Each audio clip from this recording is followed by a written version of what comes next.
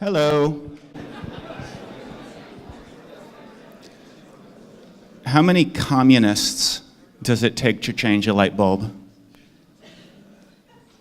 None. The light bulb contains the seeds of its own revolution. All right, I'm going to be here all night.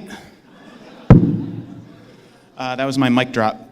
Not really. How did people like the chorizo crumbles and the empanadas this morning? Yeah, those are not on shelves yet. They'll be on shelves in the fall. They literally came straight from production to this conference. So other than people at Morningstar, you are the first people to try the chorizo crumbles. So very exciting. Thank you again to Morningstar for being a gold level sponsor. Did people make it up to the Morningstar patio yesterday? Yeah, that was awesome. So I want to start by, again, thanking all of our sponsors, especially the gold level sponsors, New Crop Capital, Stray Dog Capital, and Morningstar Farms.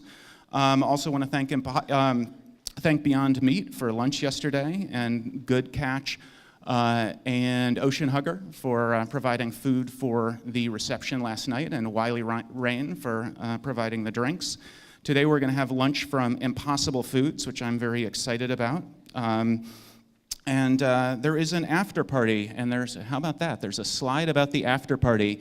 Finless Foods is going to be hosting the after party. There will be beer and wine and light snacks, but you might want to go get proper dinner before you head over to the after party at Finless. And is the address there? The address, yes, it's 6460 Hollis Street in Emeryville. It's about a 10 or 15 minute Uber, depending on traffic, or Lyft, depending on traffic. So hope to see folks over there.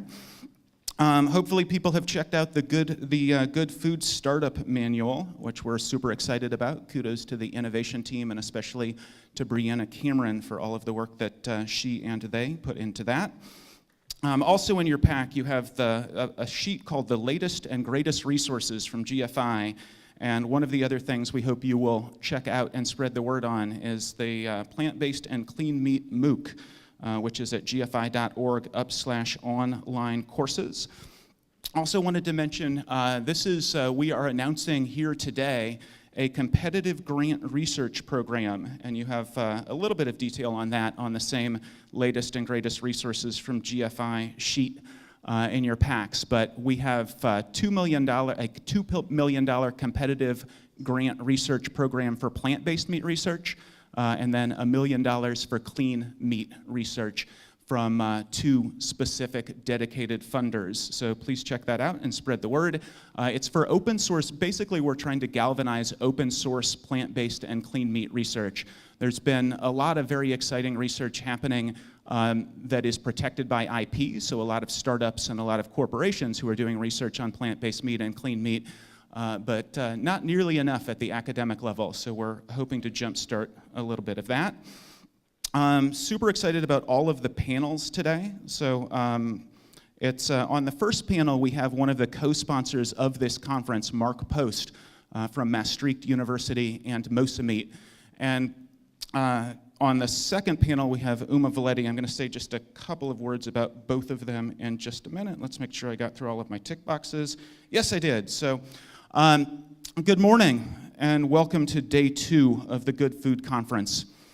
I'd like to share a quote with you. "We shall escape the absurdity of growing a whole chicken in order to eat the breast or the wing by growing these parts separately under a suitable medium." Escape the absurdity of growing a whole chicken.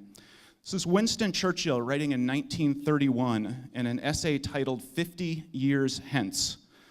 So Mr. Churchill was off by about 40 years, but we are on it now, Mr. Churchill, we are on it now. Now here's a quote from just a couple of weeks ago. "If we can grow the meat without the animal, why wouldn't we?"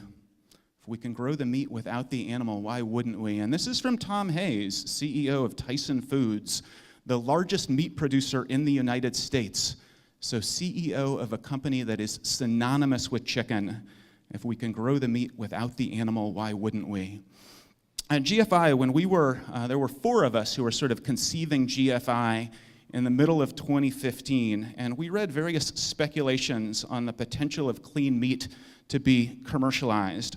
Some of the best analysis out there was pretty pessimistic, so one of our first priorities was to hire the very best people that we could to do a deep dive into the state of the technology. Because if clean meat was really decades away, we might want to do a little bit of sort of preliminary research on it, but we wouldn't want to throw in entirely.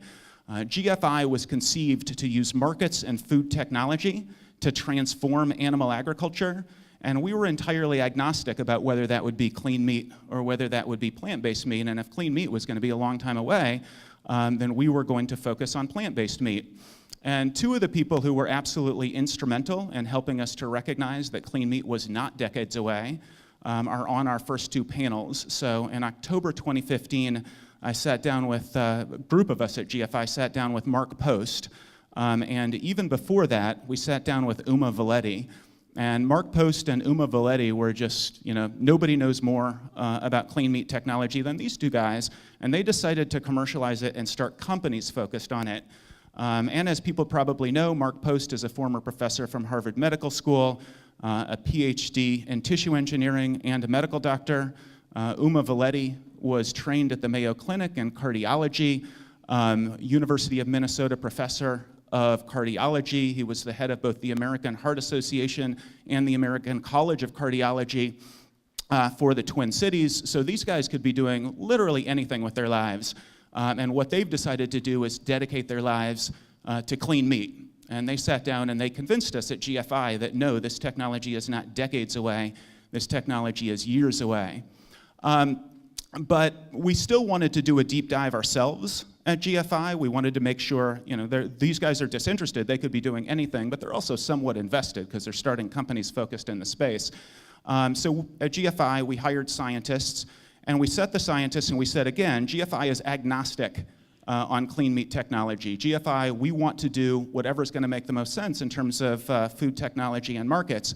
And the more our scientists dive into clean meat, the more they study it, the more enthusiastic and the more excited that they get about this technology to be truly transformative of animal agriculture. And GFI hire number 4, and probably the person who knows more about clean meat than really anybody, as much, I think, as anyone, and the person who's been spearheading this effort for GFI literally from the beginning is Dr. Liz Specht. So it's my absolute honor and pleasure to introduce her to you right now to give us a Clean Meat 101. Thank you very much, Dr. Specht.